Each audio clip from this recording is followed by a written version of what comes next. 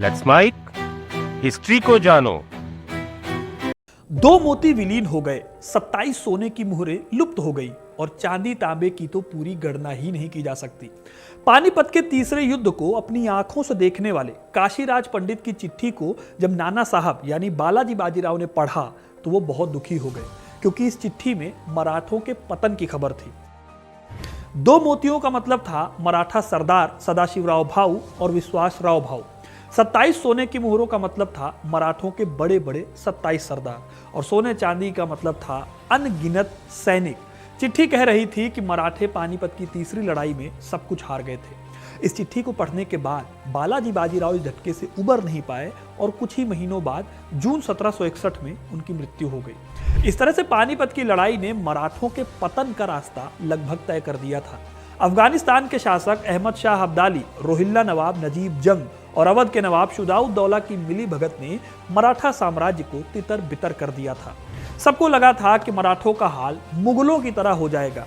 जैसे मुगल सत्ता औरंगजेब की मृत्यु, फिर नादिर शाह और अहमद शाह अब्दाली के बाद सिमट कर रह गई थी लाल किले के आसपास तक, वैसे ही सबको लगा था कि मराठे भी मराठवाड़ा के कुछ हिस्सों तक लिमिटेड रह जाएंगे और उनकी ताकत खत्म हो जाएगी।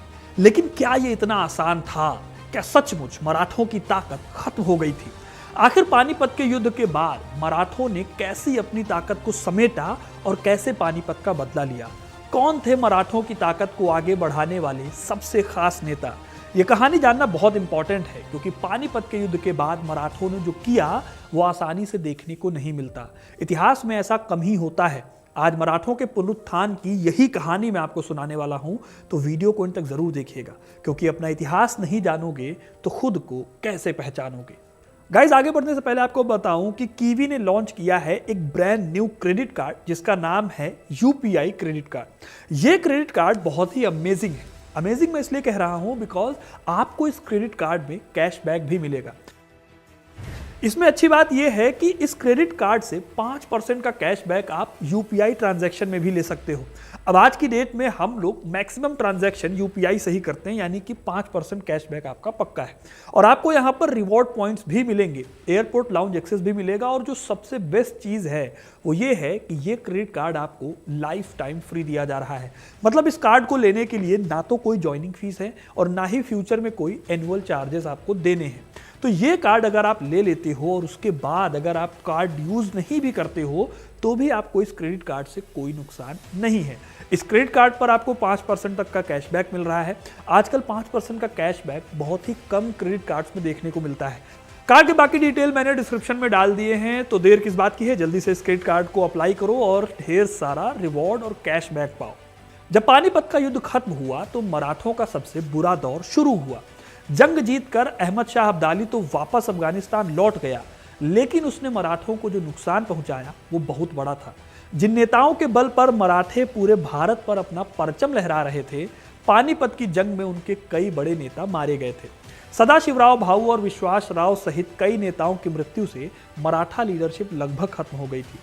जाहिर है कि मराठा साम्राज्य के पास कोई बड़ा लीडर न होने की वजह से उनका मनोबल बेहद कमजोर हो गया था। इसी टाइम पर नॉर्थ इंडिया में भी बड़े पैमाने पर हलचल हो रही थी। रोहिल्ला सरदारों, जाट और राजपूत पावर्स दोबारा अपनी ताकत को बढ़ाने में लगे हुए थे। मुगल अहमद शाह अब्दाली के दिल्ली लूटे जाने के चलते बेहद कमजोर हो गए थे। वहीं दूसरी तरफ दक्कन में निजाम भी मराठा साम्राज्य की कमजोरी का फायदा उठाकर मराठों की ताकत को खत्म करना चाहता था। कुल मिलाकर मराठे चारों तरफ से मुसीबतों से घिरे हुए थे। ऐसी सिचुएशन में पेशवा बनते हैं माधवराव प्रथम। तब उनकी उम्र सिर्फ 16 साल थी, लेकिन पेशवा माधवराव प्रथम ने जो किया उसे इतिहास में कभी भी भूला नहीं जा सकता। माधवराव प्रथम ने पेशवा का पद संभालने के बाद मराठों को उनका खोया हुआ सम्मान दिलाने की ओर काम करना शुरू किया, लेकिन यह काम इतना भी आसान नहीं था। साल 1763 में पानीपत की जंग के सिर्फ 2 साल बाद निजाम ने मराठों की कमजोर ताकत का फायदा उठाने की सोची, लेकिन यह असल में निजाम की भूल थी। माधवराव ने निजाम के खिलाफ जंग छेड़ी और आखिर में राक्षस भुवन की लड़ाई में उसे पूरी तरह से हरा दिया। इस जीत ने न केवल मराठों के बीच उनके लिए सम्मान बढ़ा दिया, बल्कि उन्हें यह भी संदेश दे दिया कि मराठा अभी खत्म होने से बहुत दूर है। हालांकि अभी भी मराठों के सामने कई बड़े चैलेंज थे जिन्हें माधवराव को दूर करना था। पानीपत के युद्ध के बाद मराठों में भी कुछ गुट थे जो ज्यादा ताकतवर हो गए थे। इसमें से एक गुट था सिंधिया, जो कि नॉर्थ इंडिया में एक्टिव था। दूसरा गुट था होलकर, तीसरा गायकवाड़ और चौथा भोंसले। ये चारों गुट मिलकर बनाते थे मराठा संघ, जो कि मराठों की रीढ़ था। लेकिन युद्ध के बाद ये सभी लीडर्स अपनी अपनी ताकत को दोबारा वापस पाने में लग गए। इस कोशिश में चारों सरदारों के बीच मनमुटाव भी हुआ, जिसने मराठा एकता को कमजोर किया। एग्जाम्पल के लिए नॉर्थ इंडिया में सिंधिया गुट था, जो कि महादजी सिंधिया के नेतृत्व में था। उस गुट को पानीपत में खूब नुकसान हुआ था, इसलिए उन्होंने उत्तर भारत में अपनी ताकत को रीस्टोर करना शुरू किया। होलकर, जो कि इंदौर के हिस्से को संभालते थे, वो स्वतंत्र रूप से इंदौर के हिस्से पर राज करना चाहते थे। वहीं भोसले गुट, जो कि खुद छत्रपति शिवाजी महाराज के वंशज थे, उनके इंटरेस्ट नागपुर के एरिया में थे। इसके साथ ही आखिरी गुट यानी गायकवाड़, वो रूल करते थे गुजरात के आसपास के एरिया पर। गायकवाड़ भी होलकर्स की तरह मराठा पेशवा की दखल नहीं चाहते थे। इस तरह से 4 हिस्सों में बटे इस मराठा संघ को एक करना बहुत जरूरी था, और इस तरह से माधवराव प्रथम को टूटा फूटा साम्राज्य मिला था। इस साम्राज्य को एक किए बिना माधवराव प्रथम मराठों की ताकत को एक कर ही नहीं सकते थे। इतिहासकार जीएस सरदेसाई कहते हैं कि छोटे होने के बावजूद माधवराव ने इस बात को जल्दी समझ लिया, और उन्होंने सभी को एक करने के लिए डिप्लोमेटिक और इकोनॉमिक दोनों तरह का सहारा लिया। एग्जाम्पल के लिए उन्होंने सिंधियाओं में महादजी सिंधिया और होलकरों में मल्हार राव होलकर के मिलिट्री कैंपेन को खुलकर सपोर्ट किया, तो वहीं इकोनॉमिक रूप से गायकवाड़ को मदद दी। इस तरह से माधवराव ने किसी भी मराठा सरदार के काम में सीधे दखल भी नहीं दी, और दूसरी तरफ मराठा संघ में उन्होंने अपनी जगह बनाकर सरदारों के बीच में यूनिटी को भी स्टैब्लिश किया। इसके साथ ही माधवराव ने अपने प्रशासन में फैले भ्रष्टाचार को कम किया और एक सख्त सिस्टम बनाया, जिसमें बेईमानी करना बहुत मुश्किल काम था। जल्दी ही मराठों की एकता और उनकी ताकत दोबारा वापस आ रही थी। इसका फायदा भी उन्हें देखने को मिलने लगा। साल 1761 से 1771 के बीच मराठों ने अपनी पुरानी खोई हुई ताकत को दोबारा हासिल कर लिया। इस दौरान उन्होंने उत्तर भारत से लेकर दक्षिण भारत तक कई विजय अभियान चलाए। दक्कन में निजाम से युद्ध के बारे में मैंने आपको थोड़ी देर पहले ही बता दिया है। 1765 में महादजी सिंधिया ने जाटों से लड़ाई लड़ी और गोहद और मथुरा की लड़ाई से जाटों के कब्जे में रहे ग्वालियर को छुड़ा लिया। दूसरी तरफ पेशवा माधवराव ने राजपूतों से लड़ाई लड़ी। साल 1769 में उन्होंने जयपुर और जोधपुर के शासकों को हराया और उन्हें मराठा ताकत के आगे झुकने पर मजबूर कर दिया। इस जीत ने मराठों के पुराने रुतबे को दोबारा स्टैब्लिश करने में मदद की और मराठे एक बार फिर से बड़ी ताकत के रूप में उभरे। लेकिन अभी भी मराठों के पानीपत का बदला पूरा नहीं हुआ था। ये बदला पूरा करने के लिए उन्हें हराना था रोहिल्लाओं को, जिन्होंने पानीपत के युद्ध में मराठों के पास रसद पहुंचने पर रोक लगा दी थी। साल 1770 से मराठों ने रोहिल्लाओं पर आक्रमण करने के लिए रोहिलखंड के क्षेत्र पर हमले शुरू किए। रोहिल्ला नवाब नजीबुद्दौला से बदला लेने के लिए महादजी सिंधिया ने रोहिलखंड के बड़े बड़े सरदारों जैसे कि खुद नजीबुद्दौला का बेटा जबीता खान, सरदार सैयद खान और सादत खान को मार दिया। रोहिल्लाओं की इस जंग में हार हुई और जाबिता खान का परिवार अवध भाग गया, जहां पर शुजाउद्दौला जो अवध के नवाब थे उन्होंने इनकी मदद की। महादजी सिंधिया की सेना ने रोहिलखंड को तबाह कर दिया और उनके किले को लूट लिया। वहीं रोहिल्लाओं के जो खासम खास लोग थे, जो दूसरे लोग थे, उन्होंने जंगल में भाग कर अपनी जान बचाई। इसके बाद साल 1771 में मराठों ने ऐतिहासिक रूप से दिल्ली पर कब्जा कर लिया। इस वक्त शाह आलम द्वितीय मुगल बादशाह थे, लेकिन वो बस कठपुतली बादशाह थे। महादजी ने रोहिल्लाओं को हराने के बाद दिल्ली पर कब्जा कर लिया। यह मराठा ताकत के दोबारा स्टैब्लिश होने का सिंबॉलिक दावा था। मराठों ने 10 साल के अंदर अपनी खोई हुई ताकत को दोबारा हासिल कर लिया था। माधवराव ने निजाम को हराया, मैसूर में टीपू सुल्तान को फिरौती देने के लिए मजबूर किया।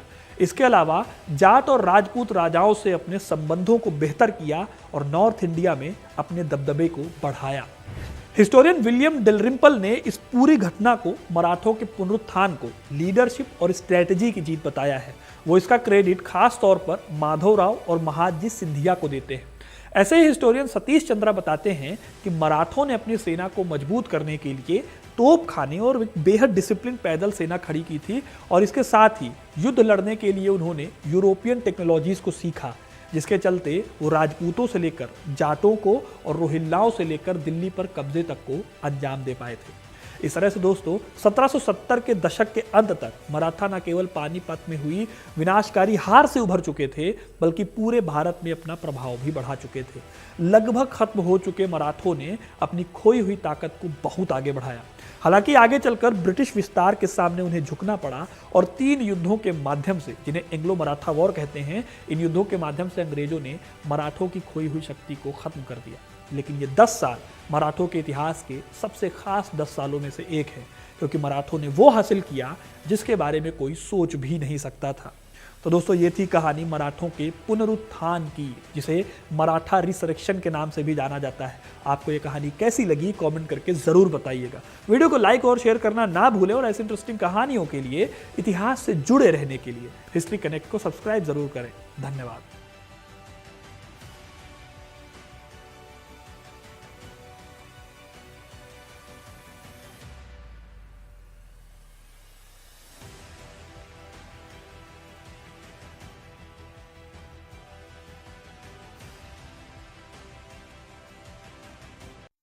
आप सुन रहे थे let's mind more than radio. Follow कीजिए हमें हमारे सोशल मीडिया प्लेटफॉर्म्स पर।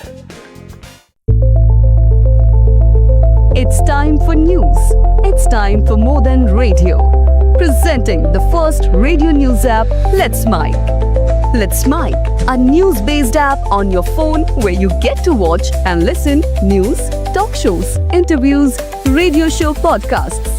On Let's Mic, you get all relevant information of TV, print, radio, podcast, and digital. Let's Mic talks about every segment of life.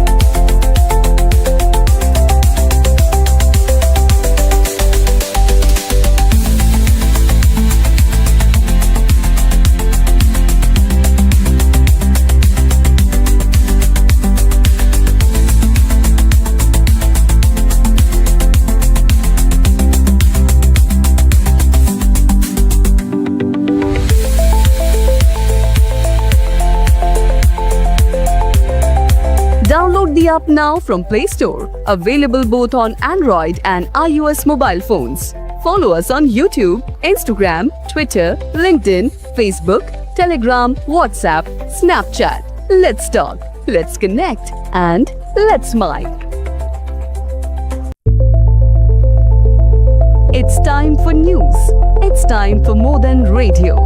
Presenting the first radio news app, Let's Mic. Let's Mic, a news-based app on your phone where you get to watch and listen news, talk shows, interviews, radio show podcasts.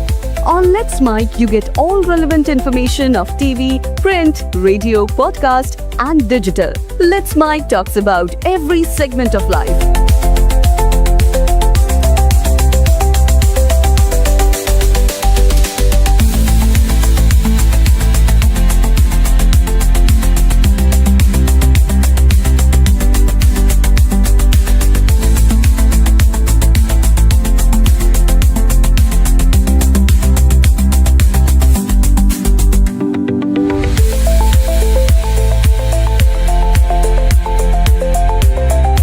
Download the app now from Play Store. Available both on Android and iOS mobile phones.